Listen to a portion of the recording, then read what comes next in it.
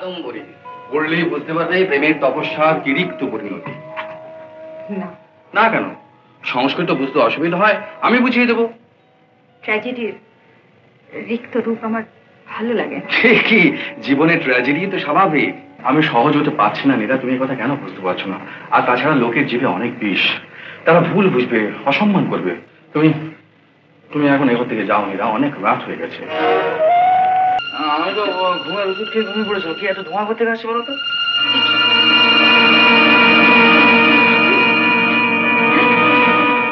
আমাকে অসম্মান করার চেষ্টা করলে আমি কিন্তু সহ্য করব না। তার মানে কি আপনি আমাকে ঘুরিয়ে চোর বলবেন? না হ্যাঁ, এইসব বাজেটের টাকা প্রতি বছর আমি নিয়ে থাকি, এই কথা বলছেন তো? না, তা আমি বলি। বিনোবাবুর দানপত্রে আশ্রমের গরিব ছেলেদের জন্য যে অর্থের ব্যবস্থা রয়েছে, তারা যেন ঠিক মতো সেটুকু পায়, আমি শুধু একটুকুই আপনাকে বলতে চেয়েছি। কি বলছেন? আপনি আমাকে অপমান করছেন। কি আশ্চর্য, আমি রেক্টার সুপারিনটেন্ডেন্ট আর আমি হিসেবপত্র দেখতে পারি না? নীরা দেবী আসার আগে তো এসব কথা ভাবতেন না, তখন তো বরাবর আমার উপরে নির্ভর করতেন। আপনার কি ধারণা নীরার কথা শুনে আমি এসব করছি? নইলে নীরা দেবী আমার দোষ ধরতে সাহস করেন কি? আহা, যদি কোনো ত্রুটি থাকে আর সেটা কেউ ধরিয়ে দেয়, এতে দোষের কি আছে চারুবাবু? তার জন্য যোগ্যতা থাকার দরকার। নীরা অযোগ্য নয়, বরং আমি তো দেখছি আপনি লোক চেনেন না, তাই বরাবর অযোগ্য লোকের উপর দায়িত্ব দিচ্ছেন। যথা। এই যে আপনি প্রতিমা দেবীকে মামুনি করে দিয়েছিলেন। দিয়েছিলাম না, উনি এখনো আছেন, ফিরে এলেও তাই থাকবেন। তিনি কি যোগ্যতা দেখাতে পেরেছেন? সেটা ওর দুর্ভাগ্য, আর আমার দুর্ভাগ্য এ বিষয়ে আপনার সঙ্গে আলোচনা করতে হচ্ছে। আমি সত্যি লোক চিনি না চারুবাবু। একদিন আপনার নিঃস্বার্থ দেশ সেবা দেখে আমি আপনাকে স্কুলের হেডমাস্টার করে দিয়েছিলাম, এমনকি ট্রান্সপোর্টের সভ্যও করে দিয়েছিলাম। আর সেই আপনি আমাকেই প্রতিপক্ষ মনে করছেন, সহকর্মীদের কর্মচারী মনে করছেন। আপনি মমতা হারিয়েছেন চারুবাবু।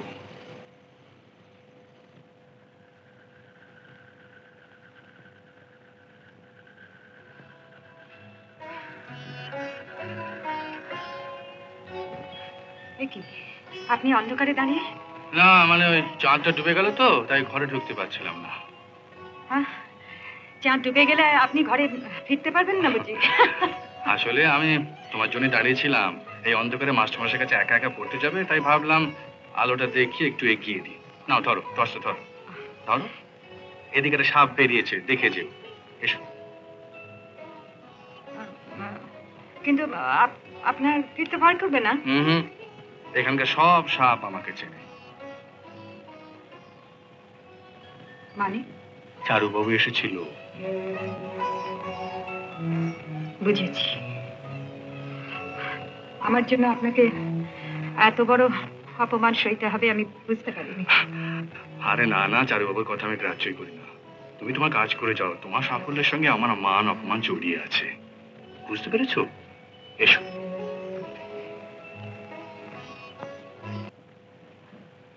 কি ভাবছি বলো তো? আমি ভাবছি আমার জন্যই চারুবাবু বিনয়বাবুকে এত বড় অপমান করার সুযোগ পেলেন। সুযোগ নয়, চারুর স্বভাবই ওই। আর বিনোর কপালে জোটেও সব। সে যদি তার নিজের আঁকা নিয়ে থাকতো, আজ তার বিশ্বজোড়া খ্যাতি হতো, অর্থও হতো। সেসব ছেড়ে পৈতৃক সম্পত্তি আর নিজের সর্বস্ব এই আশ্রমকে দিয়ে নিঃস্ব হয়ে আজ একপাশে পড়ে আছে। অথচ যাদের এখানে এনে দায়িত্ব, সম্মান, অর্থ দিয়ে প্রতিষ্ঠা করলো, তারাই আড়ালে ওকে লোকচক্ষে হেয় করে আনন্দ পায়। কৃতজ্ঞতা তো নেই, বিনা থাকবার খোঁজও করে না। কেন এমন হয়? এ তো হওয়া উচিত না। আরে এসো এসো এসো নীরা, এসো এসো, বসো। আপনার খোঁজ নিতে এলাম। Thank you thank you. তারপর ছেলেদের কি সমস্যা বল? কিছু না। সে কি, পৃথিবীতে কোনো সমস্যাই নেই? তাহলে আমি বেকার হয়ে গেলাম। আপনাকে বেকার করে কার শান্তি? আমার কদিন বাদে পরীক্ষা। হ্যাঁ, মাস্টারমশাই বলছিলেন বটে তোমার ওই অ্যাডিশনাল ল্যাঙ্গুয়েজের কয়েকটা প্রশ্ন তোমাকে পড়িয়ে দেওয়ার জন্য। কিন্তু আমি আজ যে ভাবছি একটু ছবি আঁকবো। ও আচ্ছা, তাহলে আমি চলি। আপনি ছবি আঁকুন, নইলে তো আপনার ছবি আঁকা শেষ হবে না। পরে একটা রুটিন করে কাল কিংবা পরশু যা হয়। কি আপনার যে একদমই রং পড়েনি? পড়বে পড়বে, আগে মনে রং ধরুক। মহাশ্বেতা একটু রং ধরিয়েছে, বুঝলে? তো ভাবছি যে মহাশ্বেতাকেই আঁকবো। কি মহাশ্বেতা? গন্ধর্ব কন্যা মহাশ্বেতা, যাকে ভালোবাসলো সেই পুণ্ডরিকের মৃত্যু হলো মিলনের সঙ্গে সঙ্গে। তখন মহাশ্বেতা তপস্বিনী হলো পুণ্ডরিকের প্রাণ বাঁচাতে। পুণ্ডরিক প্রাণ ফিরে পেয়ে আলিঙ্গন করতে গেল তপস্যারতা প্রেমিকাকে। এদিকে মহাশ্বেতার একটু দেরি হলো পুণ্ডরিককে চিনতে। রোদে তাকাতে তপস্যার তেজে পুণ্ডরিক ভস্ম হয়ে গেল। পরক্ষণে মহাশ্বেতা বুঝতে পারলো যে কি মর্মান্তিক ঘটনা ঘটে গেল তার জীবনে। তাই নাকি?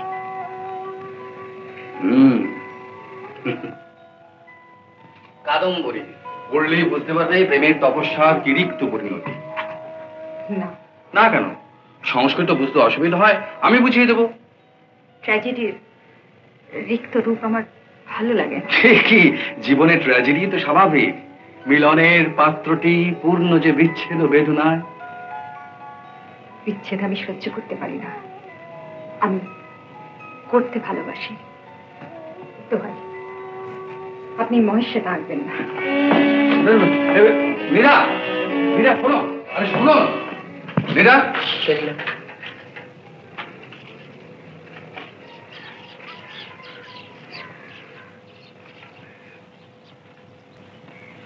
আমার স্যানিটোরিয়ামে কোনো গোলমাল নেই, তবে ও মেন্টালি বড় ডিস্টার্ব। চলে যেই সব গোলমালটা পাঠিয়েছে, আর আমিও তাই তোমাকে কেবল করলাম।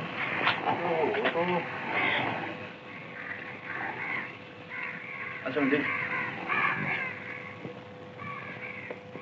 মিস্টার ব্যানার্জি আছেন? আমরা তো সরকার। না না, একজন ব্যানার্জি ছিলেন না, ওই ছবি টবি আঁকতেন। আরে মশাই, আমরাই তো 3 বছর এখানে ভাড়া আছি, আবার ব্যানার্জি আসবে কোত্থেকে? বলুন তো, আমরা হচ্ছি সরকার।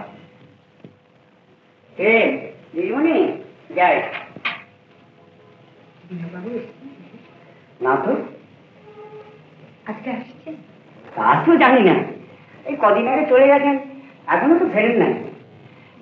আর কখন বলতে কখন এসে পড়ে তারও তো ঠিক নেই। আমাকে তো সবসময় রেজিস্টার থাকতে হবে। হ্যাঁ, তাতে হ্যাঁ বলো কেন, এদিকে খাওয়া দাওয়া নেই, সারাদিন খালি হাঁটাহাঁটি আর হয় দেখেন, শরীর মন মেজাজ কিচ্ছু ভালো নেই। আরে সেটা তো খুবই স্বাভাবিক, কিন্তু হারালোটা কে? তুমি কি ডাকি কেলবি ডাডু? চেনাতে হলে সেটা বিরাট ফিরিস্তি। আমরা তখন স্কুলে পড়ি জানো। ও বাবা, তুই স্কুল থেকে শুরু করবি? না ভাই, মহাভারত শোনার মতো সময় আমার নেই, হাতে মেলা কাজ।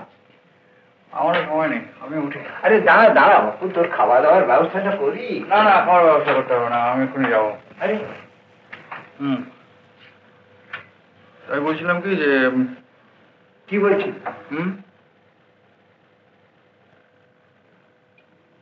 কে? ও তুমি ঘুমোনি? পড়ছিলাম, হঠাৎ আপনার ঘরে আলো দেখলাম তো। আমি এইমাত্র এলাম। কোথায় গিয়েছিলেন? কেন? আমরা সবাই ভীষণ ভাবছিলাম আপনার জন্য। আমার জন্য? কথাটা নতুন লাগছে। আপনার খাবারটা নিয়ে আসি। না না, আমার খিদে নেই, আমার অসম্ভব মাথা যন্ত্রণা হচ্ছে। সে কি বলবেন তো? কেন, সেবা করবে নাকি? দরকার হলে রক্ষে করো দেখি, একে মরছে নিজের জ্বালায়। আমার এখানে ওই মাথা ধরার ওষুধ, ঘুমের ওষুধ সব আছে, আমি খেয়ে নেবো। আপনি কি ভাবছেন বলুন তো? কিছু না। নিশ্চয়ই কিছু একটা দুশ্চিন্তা করছে, বলুন না কি ভাবছে। না না, আমি কিচ্ছু করছি না, কিচ্ছু করছি না। আর বলবার হলে আমি নিশ্চয়ই বলতাম। বলুন না, একটু বলুন, তাহলে হয়তো আমার কাছে কিছুটা সহজ হতে পারে। আমি সহজ হতে পারছি না নীরা, তুমি এই কথা কেন বুঝতে পারছো না? আর তাছাড়া লোকের জিভে অনেক বিষ, তারা ভুল বুঝবে, অসম্মান করবে। তুমি তুমি এখন এবার থেকে যাও নীরা, অনেক রাত হয়ে গেছে। হ্যাঁ হ্যাঁ, সত্যি তো অনেক রাত হয়ে গেছে। নীরা, নীরা শোনো শোনো। এভাবে এত রাত্রে আসার সত্যি আমার উচিত হয়নি। না তুমি তো ভুল বুঝছো। না না, আমি একটুও ভুল বুঝি। আমি এভাবে আর কখনো কোনোদিন আপনার এখানে আসবো না। আর তাছাড়া লোকের জীবে অনেক বিষ, তারা ভুল বুঝবে, অসম্মান করবে। তুমি তুমি এখন এখান থেকে যাও, অনেক রাত হয়ে গেছে।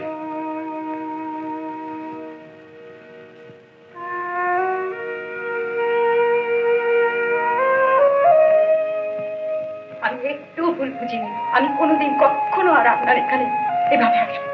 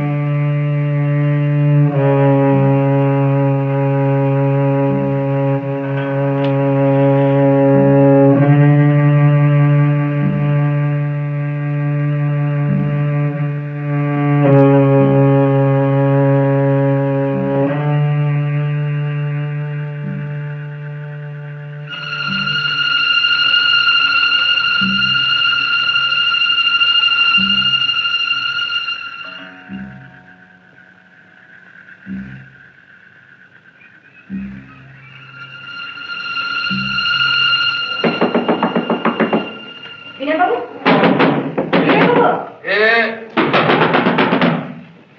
বিনয়বাবু, আসছি।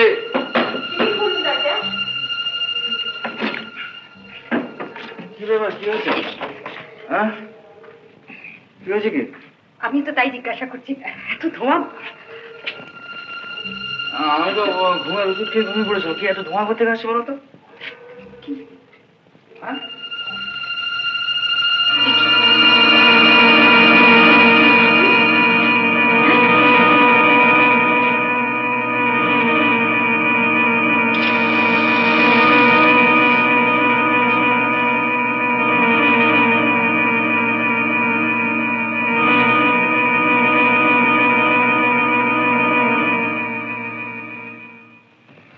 যেখানে সেখানে চুরুট ফেলে রাখেন, দেখুন এর থেকে আগুনটা ধরেছে।